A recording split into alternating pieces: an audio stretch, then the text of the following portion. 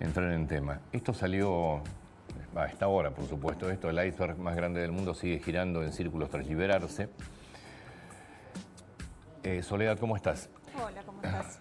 Soledad Tiranti vos sos licenciada en Geografía, sí, pero además sos jefe de división Glaciología del Servicio de Hidrografía Naval. Después nos vas a contar un poquito de tu carrera, me parece interesantísimo. Pregunta muy básica, ¿qué es un iceberg? Bueno, primero tendríamos que hacer una separación entre lo que es el hielo marino, que se produce por el congelamiento del agua de mar, sí, y en cambio los témpanos, o iceberg en inglés, se producen por desprendimientos de glaciares y de barreras de hielo. Bien. Es agua dulce, obviamente. Es agua dulce, esa es la diferencia que tenemos con el hielo marino, que es agua salada. Y al de ser agua dulce, tienen cierta dureza, lo que los hace mucho más peligrosos para la navegación. Bien. Lo que yo veo del iceberg es 70, como se dijo siempre, es el 30% y el 70% está debajo. Tenemos aproximadamente un 80% por debajo de la línea de flotación, sí. Pero bueno, puede cambiar en algún que otro témpano, pero sí, es una idea general. Vos, Nacho, cuando quieras metete, por favor. ¿Dónde está este iceberg? Bueno, ahora se encuentra a 165 kilómetros al norte de las Islas Orcadas. Sí. Pero comenzó su migración desde el sur de lo que sería el mar de Weddell, uno de los mares principales que tenemos en la zona antártica. Hizo su migración desde el año 1986, estaba varado en lo que sería la masa de hielo. ¿Cómo desde el año 86? Desde 1986, que es cuando se generó, y comenzó su migración en el 2020 hacia el norte, que es el camino que hacen la mayor parte de los témpanos. Ahí está. Ahí tenemos la imagen, justamente. Todos esos puntos rojos que vemos es la migración que hizo por el mar de Weddell, que es el mar central que vemos en la imagen. Y todo lo que es lo verde es el seguimiento que se hizo para la campaña antártica pasada de verano, que fue la migración que hace siguiendo las corrientes. Ahora, a partir de lo que sería, como muestra la imagen, abril de este año, lo que se nota es que no cambia su posición, pero está haciendo giros en sentido contrario a las agujas del reloj, y ese es el fenómeno que empezó a llamar la atención. Gira por ese hemisferio exactamente, por el efecto de Coriolis. Por la fuerza de Coriolis. Exacto. Soledad, te hago una pregunta. Sí. ¿Cuál es el proceso físico que forma a los témpanos o los icebergs? ¿Una gran grieta? Exactamente, se generan en las barreras, por ejemplo, en este caso el A23A, que es como se lo denominó internacionalmente, porque es un témpano de gran magnitud, se genera por roturas en las barreras de hielo, sería a nivel superficial y a nivel profundidad. Ok. ¿De qué tamaño estamos hablando? Bueno, tiene alrededor de 4.000 kilómetros cuadrados. Mejor o más. Sí. 20 veces entra a la capital federal. Claro, eso es decir. Sí. Bueno, son 200, 400 kilómetros cuadrados. Y la ciudad de Buenos Aires tiene 200 kilómetros cuadrados aproximadamente. 200. 200, sí. Y eso ahora está girando en su lugar. Está girando, sí. ¿Hacia dónde migraría si siguiera el movimiento? ¿Hacia el norte? Si dejara de estar en este vórtice de agua, que este fenómeno es una columna de Taylor que se genera cuando las corrientes oceánicas entran con un obstáculo. Por ejemplo, ese obstáculo puede ser una montaña submarina que hace que se genere un fluido en rotación, y esas columnas paralelas hacen que el témpano quede en la misma posición pero girando. Sí, hasta que la corriente lo puede sacar. La mayoría de los témpanos siguen una dirección, siguiendo las corrientes, noreste. Así que se esperaría. No se acercaría al continente, se iría. No, pero pueden a veces tener un comportamiento medio errático. ¿Está en la ruta de lo que son las campañas antárticas? En su momento estuvo, el año pasado, lo tuvimos que monitorear porque quedaba de camino a lo que sería la base Orcadas, en las Islas Orcadas justamente. ¿Se conoce ¿se conoce la velocidad de desplazamiento? La velocidad, y puede variar. En lo que sería el Weddell, más o menos a 3 nudos se mueven. Es una velocidad bastante importante, sí. Ahora, yo estoy asombrado del tamaño. Sí, enorme. No es el más grande. En el año 2000 se desprendió otro que tenía alrededor de 11.000 kilómetros cuadrados. Mucho más grande. Es una provincia. Sí, el B15. Sí, es una provincia flotante. ¿Y se pueden volver a fusionar? No, fusionar no. Una vez que se produce el rompimiento o la separación. Son bloques independientes.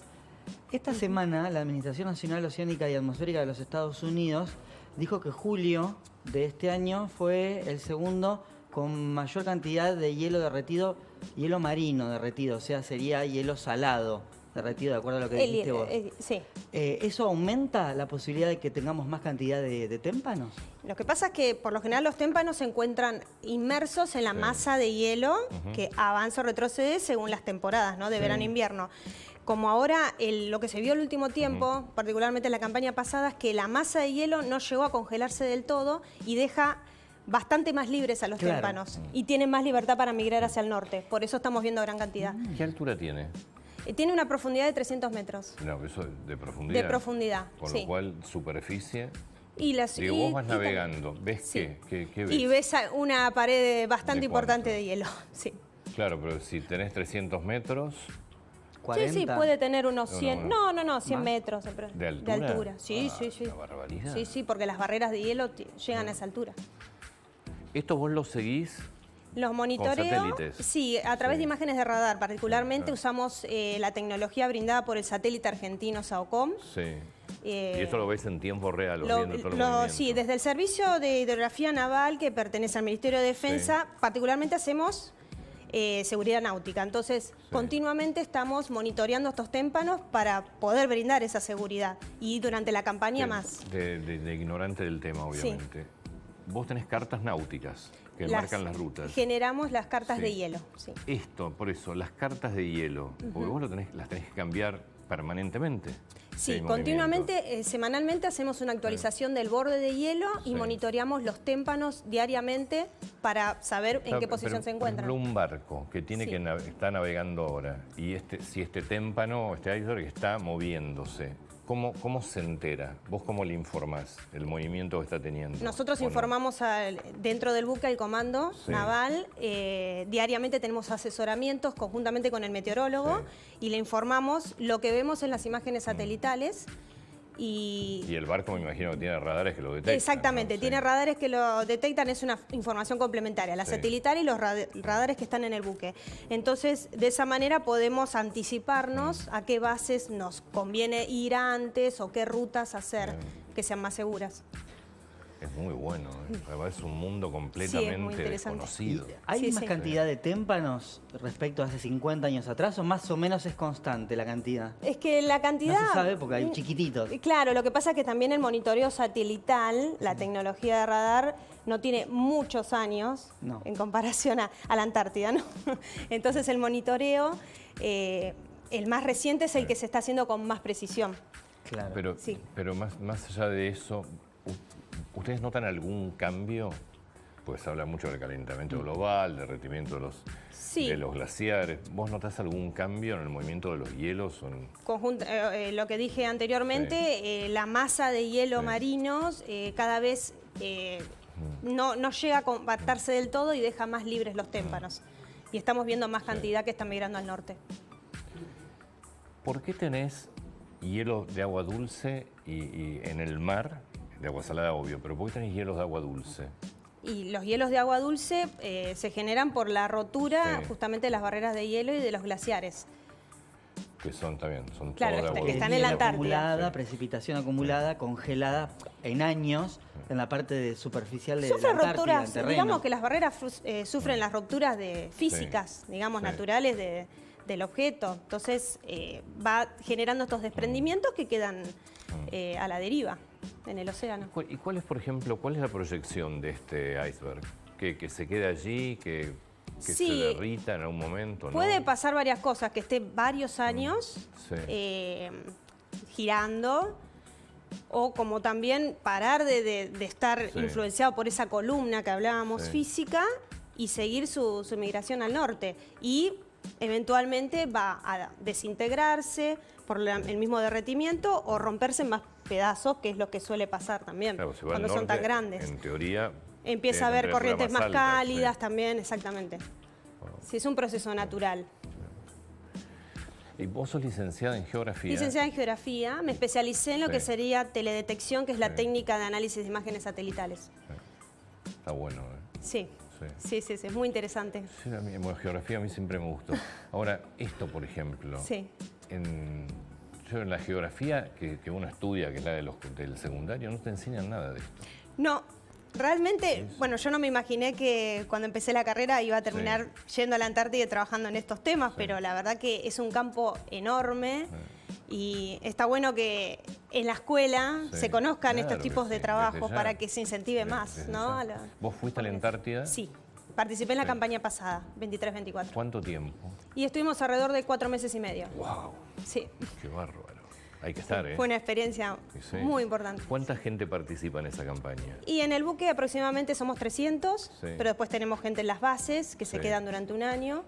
Así que es un trabajo en conjunto. ¿Pero vos estuviste embarcada 4 meses o tuviste que bajar en...? Yo trabajo embarcada porque doy asesoramientos glaciológicos, pero puedo bajar a las bases también para interactuar. ¿Qué es, en el Irizar siempre? En el Irizar, sí. Es el único rompehielos que tenemos. Sí. ¿Y hay alguna parte específica que pueda representar un peligro para la República Argentina? Para Tierra del Fuego. No. Si hay alguna parte que se esté por desprender que pueda generar un gran iceberg o algún fenómeno más catastrófico. No. Lo ideal es no hablar de catástrofes. Un meteorólogo trágico. Sí. No, los témpanos son peligrosos en la medida de que pueden interferir en los caminos de navegación. Básicamente. Generar un aumento de los niveles del mar. Bueno, sí, pero... Vos tenés desde Chile, lo que es Punta Arenas, desde Usaid, tenés mucho buque, mucho barco. Exactamente, el tráfico marino es enorme, entonces... Y ahí tenés riesgo de iceberg también que se cruzan, porque este está del otro lado. Este está del otro lado, sí, pero todo lo que es el pasaje Drake, toda esa zona, siempre hay témpanos. Y esto vos lo tenés que marcar a diario. A diario, sí. Se hace un producto que se llama Navaria, que es el seguimiento de los témpanos, diariamente. Y se les informa a prefectura, siempre para la seguridad náutica. Y vos tenés, yo lo estoy tratando de comparar un poco con lo que es el vuelo, vos tenés información de los barcos que de repente no está en una carta y te avisan, tenemos un glaciar, un iceberg acá. Sí, hay comunicación entre otros buques que también están en la Antártida. También se pueden hacer vuelos glaciológicos con helicóptero, que eso también nos aporta otra información más en el campo, en el lugar, que por ahí una imagen, por el nivel de detalle, no se logra detectar. ¿Y cuántos años de vida más o menos puede tener un iceberg? ¿40, 50? Y eso depende mucho de su tamaño, de la temperatura, de muchas cuestiones. No hay un tiempo de vida. ¿Vos dijiste 80 y tantos que empezó? Claro, del 86, son 30 y que fue... largos.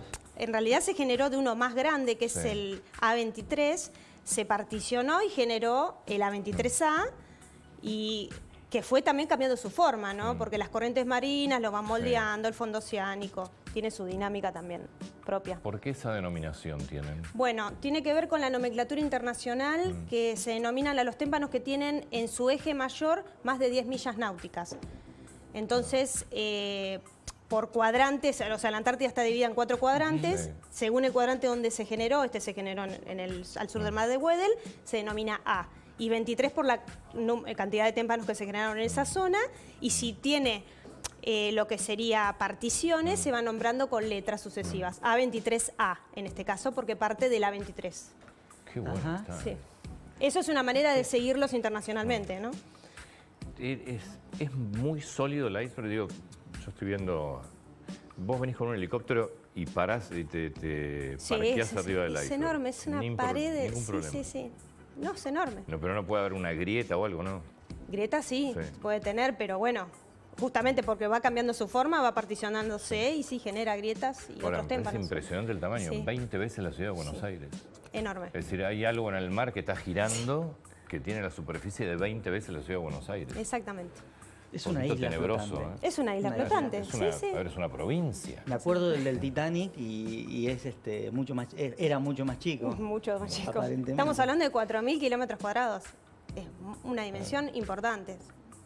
Y no es el más grande, vos nombraste uno de 11.000 kilómetros. Sí, el B15. ¿Y qué pasó con ese? Ese también siguió su camino, en el 2000 empezó su deriva y bueno, terminó desintegrándose en muchas partes más, o sea, témpanos, que aún se siguen viendo. Esos. Y vos decís, se creó en el 86, pero ¿Ahí es cuando empezó a generarse o de repente este hielo puede tener 200 años o 300 años? La barrera tiene muchos más años, obviamente. Hablamos del tiempo de generación, de ruptura de esa barrera que generó ese bloque independiente. ¿Y la barrera cuántos años puede tener? Habría que conseguir un geólogo que haga una medición de cuántos siglos. Estás hablando de sí, siglos sí, y mucho, siglos. mucho, sí. La barrera es demasiada acumulación de nieve, compactación de muchos años para generar la cristalización y todo el proceso que se genera para que se formen los glaciares, el hielo, y después, bueno, que genere esa plataforma de hielo y que llegue a la costa. O sea, es todo un proceso larguísimo en el tiempo. Esto es la criósfera, ¿no? Todo se llama criósfera, sí. La criósfera es todo hielo todo el estudio superficial hielo, y que está por debajo de los océanos. ¿Y eso todo se mantiene constante? No, la a criósfera. nivel global. Como todo en el sistema terrestre va cambiando, es dinámico. Sí, tiene sus procesos. Es fascinante, ¿eh? Sí, la verdad que sí. Es la mayor cantidad de hielo que hay, ¿es hielo salado o hielo dulce? La mayor cantidad de todo lo que es en la criósfera. Y es una pregunta bastante particular. No. Desconozco una mensura, digamos, que hay más, o que particularmente el hielo marino va cambiando también estacionariamente. Y esto con el cambio climático también no es lo mismo comparar el hielo que había antes, 50 años atrás, que ahora. Y los témpanos justamente se van generando a partir de las rupturas, así que tampoco podemos decir que la cantidad también es variable, año a año. Y vos trabajás sobre todo en la zona sur, básicamente. Sí, nosotros trabajamos todo lo referido a la Antártida. ¿Trabajan en conjunto con Chile, por ejemplo? Porque ahí básicamente... Siempre nos mantenemos informados con otros servicios de hielo. Ellos también emplean nuestra información publicada en la página. Se cruzan permanentemente todas las rutas de navegación. Cada país tiene su sector en la Antártida de injerencia, donde ellos mismos informan a su sector naval, digamos. Soledad, muchas gracias. No, gracias a ustedes.